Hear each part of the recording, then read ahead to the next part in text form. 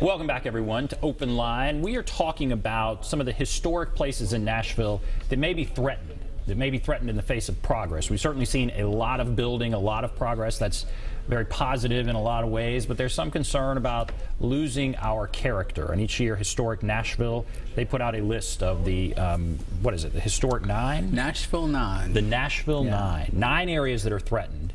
We have Brian Tibbs with us, the president of Historic Nashville. And let's go through the list that you put together. Okay. All right. And I'll throw out the number if you want to call and comment on any of these, or if there's one that you think should be on the list, an area you're worried about.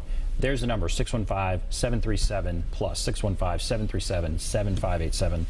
The first one on your list, Capers CME Memorial Church. Okay, yeah, this is a historic African-American church. It was built in 1925 by McKissick & McKissick, and they're a noted African-American architecture firm that was started right here in Nashville, Tennessee. The thing about McKissick & McKissick, they were actually the oldest African-American firm in the country. We had that distinguished thing right here in Nashville, and this church is just an embodiment of that. It's significant both for its history and for its architecture.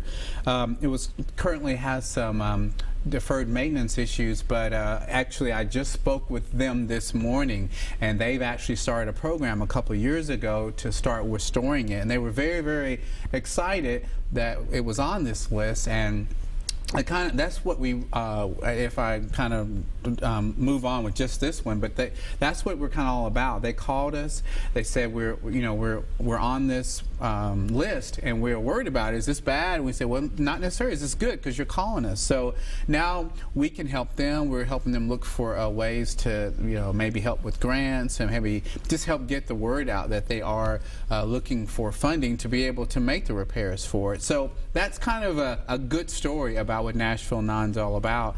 And Capers CME Memorial Church was #1, and they've been the #1 person to call us already. Wow, that's great. And it's located at 319 15th Avenue North. Right. It was built in 1925. Yes. So we're coming up on 100 years there. Yeah, yeah. So that's a significant milestone for that church. So it was on the list, but you don't call it beforehand and say, hey, you're going to be on the list. Oh, yeah, we do. We call them. Yeah, yeah, we call them. We try not to surprise them and let them know once they've been, because a lot of times they will be the ones that will actually call and nominate them. They were not aware that they were nominated, but we did let them know, and then after they were nominated, they called us, and they were very interested and excited about that their church was being had some notoriety, and they want to know what else can they do, what can we do to help them, and we are going to talk more about things we can do to assist them in what they're trying to do right now. When you look at past lists, are churches, there's so many churches in Nashville. Yeah. Is that a common thing you see? I would say we have it probably one a year, but not necessarily, but potentially there's normally, we'd have one a year or so, but we're not overwhelmed with churches. A lot of times because a lot of churches, the parishioners take care of it. So, and not that, they're taking care of Capers for that matter as well, but it's every year there may be 1 or 2 on that list. All right, before we move on to the next one, let's go to David. Hello, David. Hey, gentlemen, good evening. Hey, I've got 2 questions for you. One's about Greer Stadium. Is Greer Stadium a historical site or not a historical site?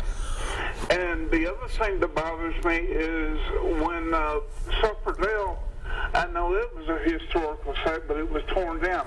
Why are we tearing down our historical sites? It makes no sense. When kids, they want to find the historical sites. Eventually, the way I feel, we ain't going to have any because Nashville don't know how to take care of them.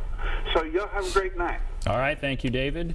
Those are great questions. I'm going to use that Greer Stadium one as a different approach to it too, because regardless of if it's historical by number of years, places are historical. If you remember last year when there was a big movement for Studio A, which we were also involved with saving. It wasn't that was this significantly architectural building, but if those walls could talk, and that's what made it significant. So, although Greer may not actually meet that, that historical protocol, there's something to be said about it because of all the history of the baseball games that were played there, and going back to his second question about Sulphur-Darrell, very much so. Because of the rich history they had in the past of the Negro Leagues and just the many players that came through there, it's very well gone now. There's a new stadium in its sight, but that's those are kind of things that are important, and those you wish you had some remnants of the Sulphur-Darrell still around.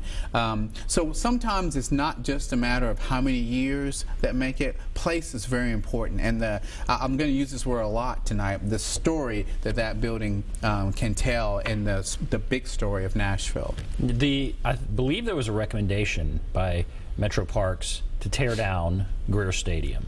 Right. Is that okay with you, or what or your organization? What do you think? And Greer Stadium is an interesting one. I mean, it's not from the 1800s. Yeah. It's certainly not old, but there are a lot of memories for a lot of people there. Is that the highest and best use for that very valuable piece of property? A lot of people would say, no, leaving an old baseball stadium there isn't. So where do you come down on that? Well, I'm gonna come down probably a politically kind of in the middle answer of it, but I would hate to see you drive by what used to be Greer and have no idea that there was a baseball stadium there before. I would like to, and maybe this is more Brian Tipp speaking than Historic Nashville in this aspect, but you like to be able to know historic, a Greer Stadium used to be there, and who knows, maybe they keep the the guitar-shaped billboard or something. I mean, I don't know what, but you obviously a baseball stadium probably is not the best use for it with the new one, but maybe there's a ways with parks. I mean, we want to encourage parks. Maybe there's a way it can be more of a park setting, or it kind of goes up to Fort Nashville and has some kind of, I'm not sure what the master plan for it is, but yeah, I'd push for some remnant of it to be able to at least stay, so that that story won't be completely gone, and you won't, once again, you won't look over there, that used to be Greer Stadium. It'd be nice to have some kind of evidence that it was there before. Right. It doesn't have to be completely maintained in its current state, preserved, but there should be some I'd like to have some reference to it. All right. Let's go to the next. So we just did Caper CME. Now we're at Chestnut Hill neighborhood. This is an entire neighborhood. Yeah. And where is it, first of all? Where are we talking about here? Well, it's kind of near the Wedgwood, Houston area of South Nashville. It is small, but it's important. It's becoming one of the city's most rapidly kind of redeveloping neighborhoods. Has great views of downtown, and the neighborhoods actually retains distinctive homes and buildings that were from the 19th century, and it has a working class homes from the early 20th century as well. There has a landmark building there, the Lehman Drug Store, which is the one that's pictured below, and so there's a lot of really unique buildings that are still in this area, and these neighborhoods are coming more and more that we're looking at. Last year, the state of Tennessee put the entire city of Nashville on their Tennessee most endangered list. The entire city. I mean, wow. Last year there was a lot of national exposure to what was going on in Nashville. So we've just, and like this Chestnut Hill, there's others, you'll see that we actually felt like this whole neighborhood, needs to be looked at.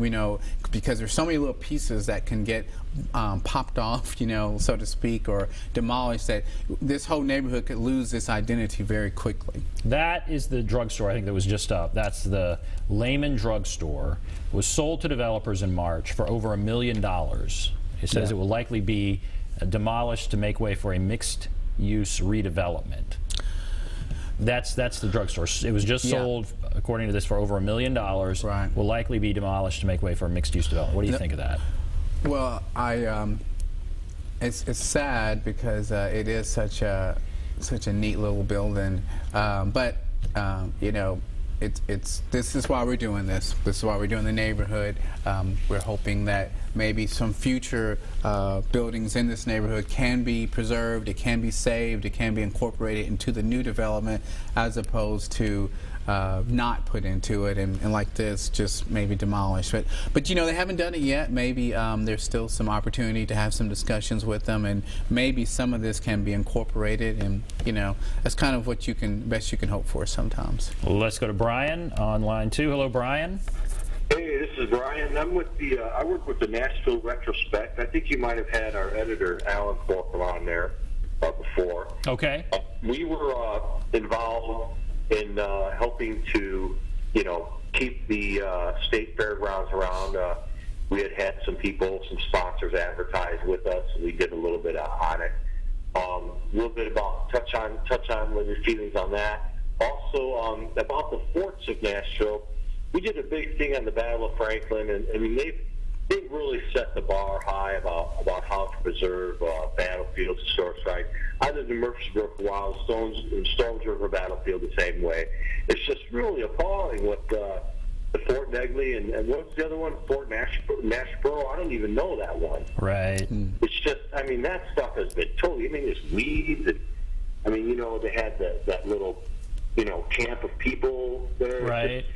I don't know if that was just overlooked or what the deal on that is. All right, those are good questions. Thank you, Brian. All right, his first thing, fairgrounds. Yeah, that's a big topic.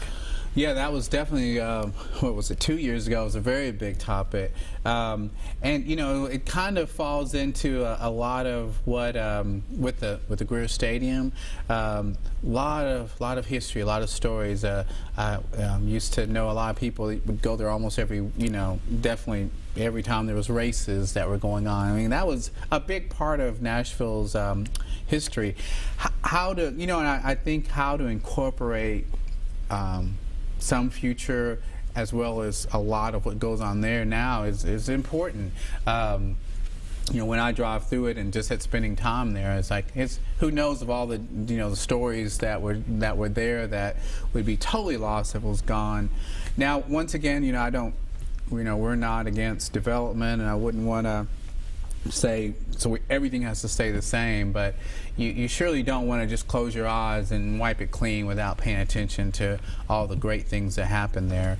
The other thing you talked about were the forts and battlefields, Civil War battlefields, but that's almost two different things. But the forts in Nashville, are we doing a good job there? Well, I would say that for one thing, the forts, the Civil War, I think, has had a lot more special attention from everybody, or maybe just, you know, over the years, as opposed to kind of buildings from the 40s on.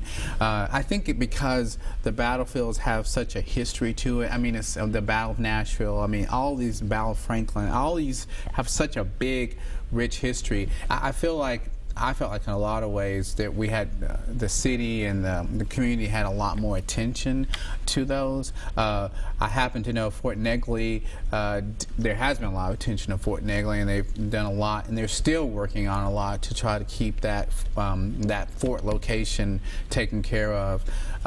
Fort Nashville, which was a replica, and there's going to be a new, brand new one that's actually going to be constructed soon. So, excuse me. So I do. There feel is like, an effort there. Yeah, there's an effort with both of those. All right, we have to take a break. If you're on the line, hold on. We will get to your call if you want to call. There's the number, 615-737-PLUS, 615-737-7587. We will also go through more of the endangered spots. Be back right after this.